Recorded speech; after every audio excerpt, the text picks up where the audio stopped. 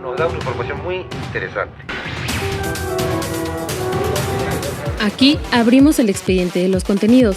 Se cuestiona lo que vemos y escuchamos, pero sobre todo tú tienes el micrófono. Esto es Derecho a Saber.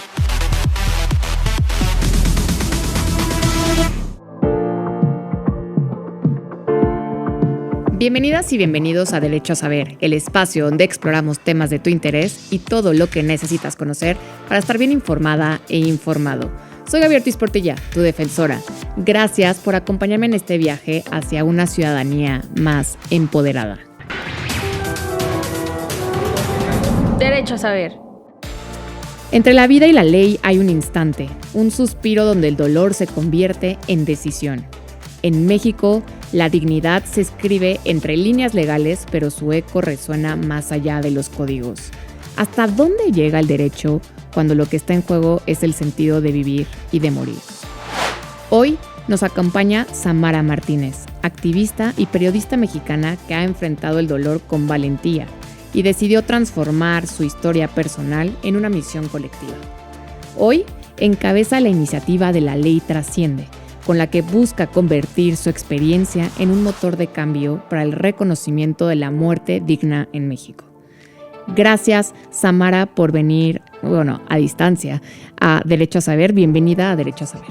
Al contrario, muchas gracias a ustedes por la invitación. Para mí es un enorme placer poder estar con ustedes.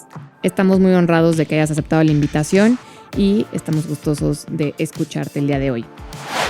En México, hablar de muerte digna es hablar de un tema profundamente humano y al mismo tiempo jurídico. Entre el derecho a la vida y el derecho a decidir cómo enfrentar su final, surgen dilemas éticos, médicos y legales que cuestionan los límites de la ley y la libertad individual.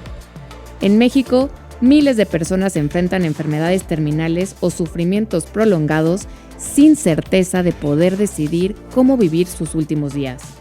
La muerte digna busca garantizar que las personas puedan transitar sus últimos momentos con respeto, sin dolor y en concordancia con su voluntad. Para comenzar y entender mejor el tema, Samara Martínez, primero, ¿qué es la Ley Trasciende y cuál es su objetivo? Bien, la Ley Trasciende es una ley que busca reformar como tal la Ley General de Salud en el artículo 166, en donde se prohíbe la práctica de la eutanasia y a su vez esto busca legalizarla y también despenalizarla, porque se tiene actualmente tipificado en nuestro Código Penal como homicidio por piedad. Es decir, a las personas que son piadosas, ¿no?, y extienden una mano a quien sufre por una enfermedad, pues se les puede penalizar y llevar a la cárcel hasta con 12 años. En esa cuestión buscamos no hablar de una ley que promueve la muerte, al contrario, es una ley que promueve la dignidad humana hasta el último respiro de nuestras vidas, con el propósito de que las personas que no tengan cura, ¿no?, que no tengan más solución médica, puedan ejercer el derecho de la libertad sobre su cuerpo hasta el último respiro como tal. Que era una de las cosas que yo veía que más decías y repetías tanto en estas conferencias en el Senado de la República y en la Cámara de Diputados, que no es promover la muerte, es decidir morir con dignidad, ¿cierto? ¿Lo mencionabas así? Totalmente, o sea, es eso. No es posible, o sea, que en México sigamos como criminalizando tanto la compasión. O sea, obviamente eso va a estar regulado y la propuesta, ¿no?, presentada en la semana pasada en el Congreso y en Cámara de Diputados, justamente, o sea, prevé este marco legal en donde puedan acceder de manera autónoma y de manera muy personal las personas que no quieran seguir sufriendo porque tienen una situación en donde incluso la medicina ya no hay más solución para ellas. Y dos, que en esta cuestión se respete la decisión y que a nadie se le tiene que obligar a vivir con sufrimiento. Claro. Entonces, a esto, claro que nos vamos al sentido humano, porque ¿qué es vivir con dignidad?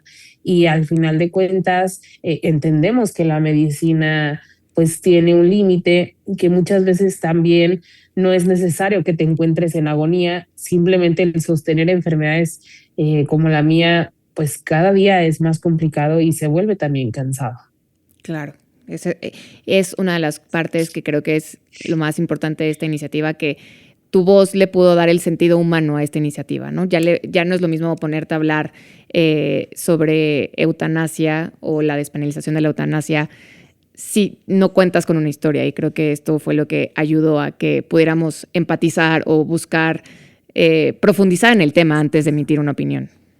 Totalmente, porque, o sea, si bien no es la primera iniciativa que busca justamente hacer esto, es la séptima, pero pues las 6 veces anteriores se ha tratado de legislar desde el privilegio de lo que es tener salud.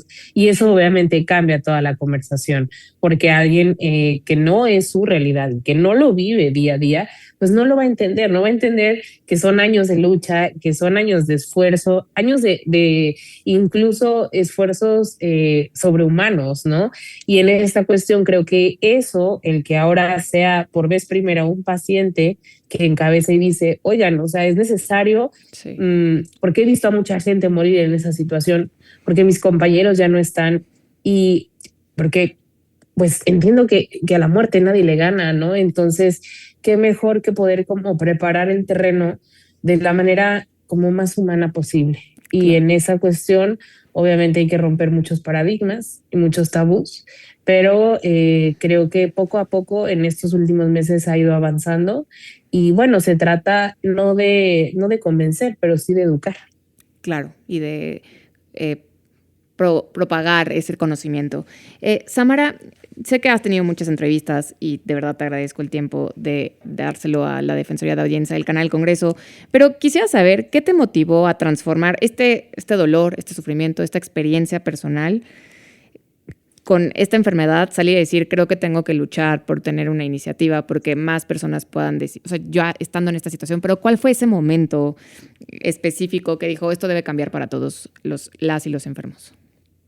El año pasado estuve al borde de la muerte, o sea, los doctores incluso ya lo hablaban con mis papás. Y bueno, o sea, mi cuerpo, a pesar de estar enfermo, es un cuerpo muy fuerte que ha aguantado muchas cosas. Y en este sentido, al no tener, o sea, ya estar en etapa terminal, el haber pues sobrevivido a todo el año pasado, porque en verdad fue tormentoso, y el estar en una experiencia cercana a la muerte, te hace como recapacitar muchas cosas y también te hace entender que la muerte es un proceso pues natural de la vida, ¿no? Y ante eso, pues, si lo cargo de todo lo que me ha tocado ver estos últimos años, de todos los compañeros de lucha que ya no están y que se fueron y yo los veía deteriorándose cada vez más hasta que la enfermedad se los llevó.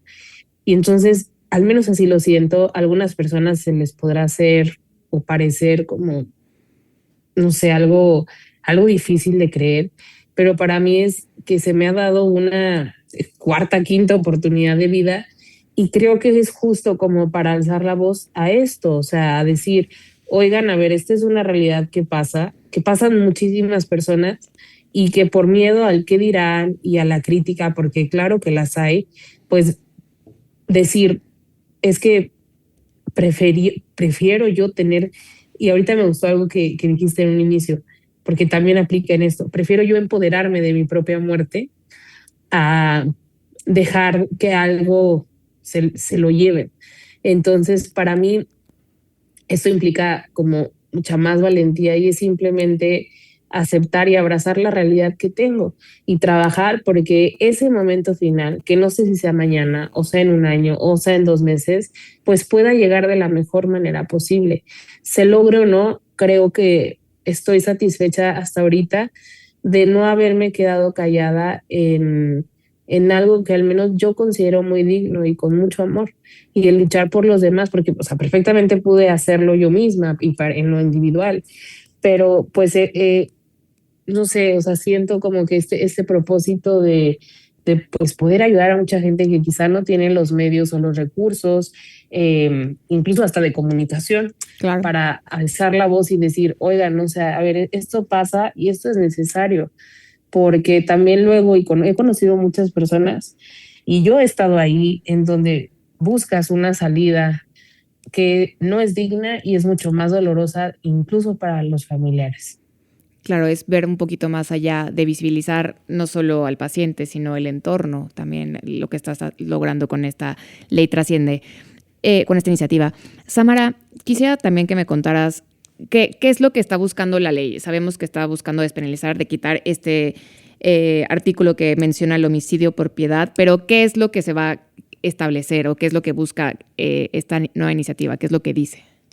Como tal, nosotros vamos a agregar un nuevo título, ¿no?, al artículo 166, que sería el artículo 8 ter, en donde, bueno, se especifica, uno, pues, qué es la eutanasia; dos, quiénes podrán acceder a esto, que son ahorita personas mayores de edad, que tengan un padecimiento crónico degenerativo sin cura y que se encuentre, pues sí, en un estado en donde ya no haya como más que hacer por ellos, o enfermedades terminales. Y también contemplamos padecimientos que, aunque no son enfermedades, pero pues son discapacitantes y amenazantes para la vida. Ejemplo, una persona pues que desafortunadamente se encuentra con alguna cuadraplegia, o sea, que no están enfermos, pero pues tienen una condición obviamente que les afecta su calidad de vida.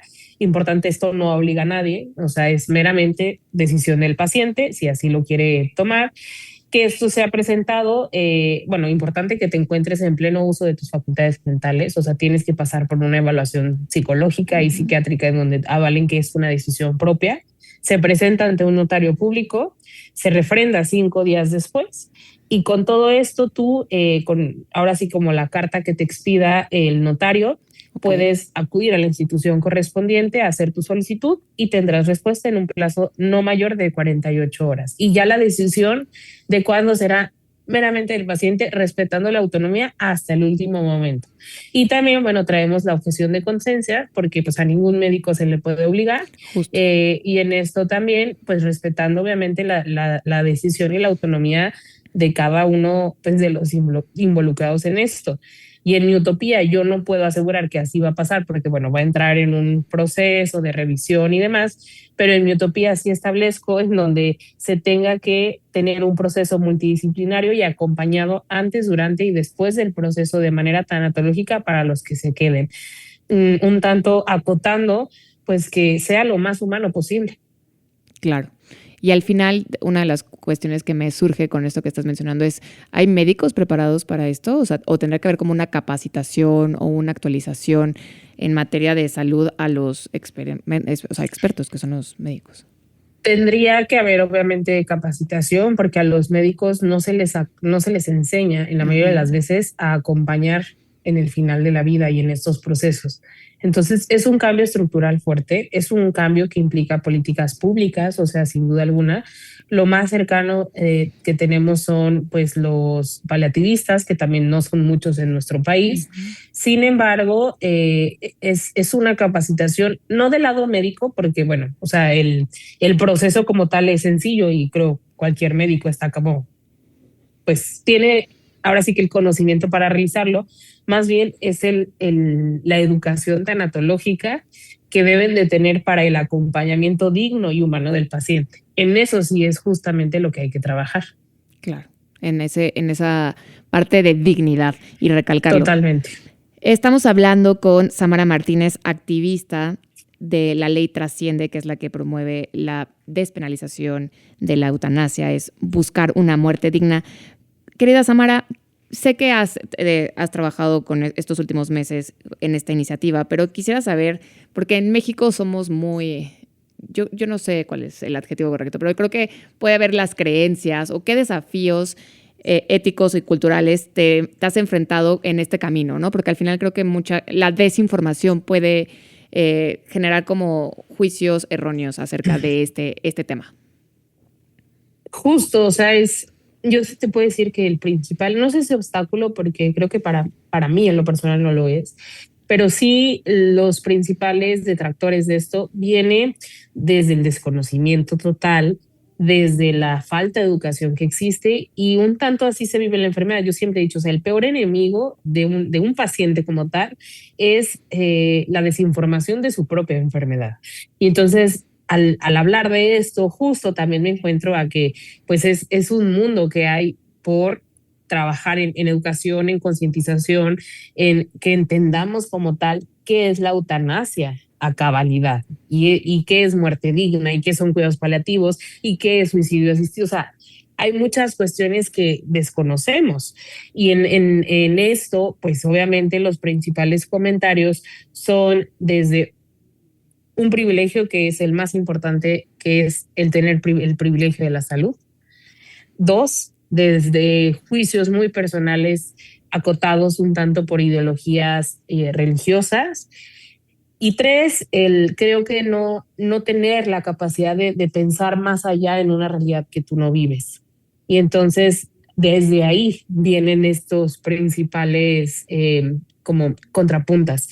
Sin embargo, pues yo a todas esas personas siempre les digo, dense la oportunidad de conocer, dense la oportunidad de estudiar y dense la oportunidad de ir una semana a un hospital, a terapias fuertes, a áreas de oncología, a áreas de hemodiálisis, a áreas de cuidados paliativos. Y estoy segura que después de esa semana, si su perspectiva no cambia, entonces pues no tenemos humanidad. Yo creo que eso nos falta, o sea, experimentarlo de primera mano. Claro, y gracias por darle voz a todos estos pacientes que pues no estamos en un hospital para verlos, pero eres tú su representante y por unirlo. Y creo que no es lo mismo hablar de este tema en perfecta salud, sintiéndote fuerte, sano, todo bien, a que ya tengas a un paciente cercano, a un familiar o que tú lo estés viviendo, ¿no? Al final todos vamos hacia allá, todos vamos a o envejecer o en algún momento no sabemos qué tratamiento vayamos a necesitar. Totalmente. Entonces esto también es no pensando solo en los que ahorita estamos, es un tanto dignificando a los que ya no están y no tuvieron esa oportunidad, pero también pensando en que nadie está exento de perder la salud y que en un futuro, cuando te estás muriendo, es cuando, ay, sí, cambia. Qué bueno que alguien luchó por eso. Claro. Sí, al final es mejor tenerlo a que cuando llegues en ese punto no tenerlo, ¿no? O sea, que no lo necesites. Es pensar a futuro. Y así creo que es lo que debemos de pensar. Querida Samara, ¿qué le dirías a quienes temen hablar de la muerte? Incluso a quienes temen hablar sobre las situaciones incluso enfermedades que le tienen muchísimo temor las personas. Que, pues, lo que no se nombra no existe. Y en esta cuestión es ahí donde radica la importancia de hablar estos temas. O sea, no porque hables significa que va a pasar, no es como estas personas de, no hagas tu testamento porque, a ver, claro. es cultura y es educación. Y entonces en esta parte no es justamente, y siempre lo digo, a ver, no es para mañana. La analogía es, tú contratas un seguro de gastos médicos pensando en que mañana te vas a enfermar. No. Claro. Lo contratas previendo en que si algo puede pasar, bueno, tener justamente ahí esta cuestión. Entonces, ¿qué les diría? Que es justamente eso. Y al final no es imposición, no es más que un derecho que nos va a hacer avanzar como sociedad, ¿no? Y nada, o sea, invitarlos a que escuchen o bien, si no están de acuerdo, porque es respetable, solo que no se interpongan al derecho claro. que sí necesitan ejercer muchas personas. Sí, es que no son un obstáculo, porque al final creo que lo mencionabas la sociedad tendremos que buscar garantizar los derechos humanos y al final cualquier acto que vaya en contra de la dignidad humana es algo que es en contra de los derechos humanos y al final aquí estás buscando tener un poder de decisión y tener dignidad hasta los últimos minutos. Totalmente, tú lo has dicho. Samara, estamos aquí este programa se graba desde las instalaciones del canal del Congreso en el Senado de la República, pero quisiera saber que nos actualices un poco para las personas que no conocen el proceso legislativo, ¿cómo va esta iniciativa? Es decir, ¿en qué estamos? Ya en sencillas palabras, pero para que ellos entiendan que no es como que ya se llegó una iniciativa y está a días de aprobarse, un poco para que sepan y que sigan esta iniciativa. Claro, el proceso legislativo es largo, obviamente, ¿no? A mí justo me preguntan mucho, pero ya se aprobó. No, a ver, nos falta un mundo de trabajo. A ver, si bien ya se presentó como tal, o sea, en Cámara de Diputados sí se presentó en pleno, se subió a tribuna y se presentó, entonces ya está. En Senado presenté la iniciativa, pero no se ha presentado en pleno. Está justo, iba a ser esta semana, pero algo por ahí se atrasó, entonces se va a recorrer a la siguiente semana. que es que uno, se dictamine, dos, pase a comisiones, en este caso la comisión como que principal es la Comisión de Salud, y luego en estas cuestiones una cámara tiene que ser como la principal, por así decirlo, y la otra aprobar. La revisora. Y se viene un enorme trabajo de conversatorios, de invitar pues obviamente especialistas. Obviamente se tiene que hacer un enfoque multidisciplinario y escuchar a los expertos en bioética, en medicina, para estructurarlo lo mejor posible. Si bien yo les presenté una iniciativa que no es por nada, pero está casi en bandeja de plata. Hay unas cosas, obviamente, que pues debemos de escuchar a las demás personas. Claro. Y ojo, hay muchos expertos que están dispuestos a apoyar en esto. Después de que se logre toda esa conversación, estamos hablando que quizá para abril del siguiente año, mediados del siguiente año, poder entonces estar hablando de una votación en pleno. Sin embargo, bueno, este es como el mejor panorama. Sabemos que muchas veces los tiempos legislativos no son nuestros tiempos y bueno, en esta cuestión los legisladores se comprometieron a que pasara en este periodo legislativo. Entonces estamos en espera a que ellos se pongan a hacer su trabajo. Creo que consiguiendo la dictaminación y pasándolo a comisiones estaríamos dando un gran paso. Ahorita nos encontramos en ese proceso de espera. ¿Y cómo has sentido el recibimiento de legisladores y legisladoras sobre este tema? ¿Cómo ha sido esa apertura? Mejor de lo que pensé. Okay. La verdad es que sí ha sido muy bueno. Traemos prácticamente a todos los partidos y a todos los grupos parlamentarios sumados, exceptuando el PAN. Pero de ahí en fuera, o sea, el apoyo ha sido muy bueno. Me ha dado mucha felicidad ver cómo sí están poniendo por arriba de muchas otras cosas a la dignidad de los mexicanos y las mexicanas, pero yo espero que siga así, que no solo haya sido como el evento de la foto, como en muchas otras ocasiones suele pasar. Entonces, ahorita pues trabajando y viendo pues es que esto avance y no se detenga o no le den el famoso carpetazo, porque eso sí me dolería bastante. Entonces, bueno, yo confío y pues nada, o sea, trabajando todos los días de alguna u otra manera en seguir empujando esto. Gracias por aún con esta máquina que tienes que conectarte 10 horas para poder seguir viviendo, le dedicas el tiempo a que México sea un país más informado y más empoderado. Finalmente, querida Samara Martínez, hablando sobre la muerte digna, ¿qué mensaje esperas dejar con tu lucha y con esta ley Trasciende? Pues que no mensaje, o sea, es esta cuestión, es uno de los varios. Claro, el alzar la voz, creo que, o sea, genuinamente una herramienta de las más grandes que tenemos de manera innata es nuestra voz, y nuestra voz es un generador de cambio, generador de cambiar paradigmas como tal. Creo que a esta vida venimos a dejar legado, venimos a inspirar y venimos a trascender al final de cuentas. Y sobre todo es este amor a la vida hasta el último momento, ¿no? Entonces, justo eso, que los que están sanos valoren ese gran privilegio, trabajen por tener ese gran privilegio, y los que no, que independientemente de lo que ustedes quieran, siempre alzar la voz. Creo que eso nos dignifica hasta el final de nuestros días. Con ese mensaje nos quedamos.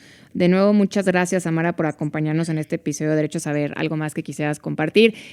No sé si quieras decir de qué te sirve Change.org, o sea, un poco para que la gente se sume a esta iniciativa. Justo seguimos, o sea, en la cuestión de recolección de firmas. Los invito a firmar en change.org/ley Trasciende. Estamos pues ya cerca de las 140,000 firmas y esto obviamente entre más personas pues es más importante. También invitarlos a que me sigan a mis redes sociales. Realmente ahí es donde estoy como compartiendo toda la información y demás.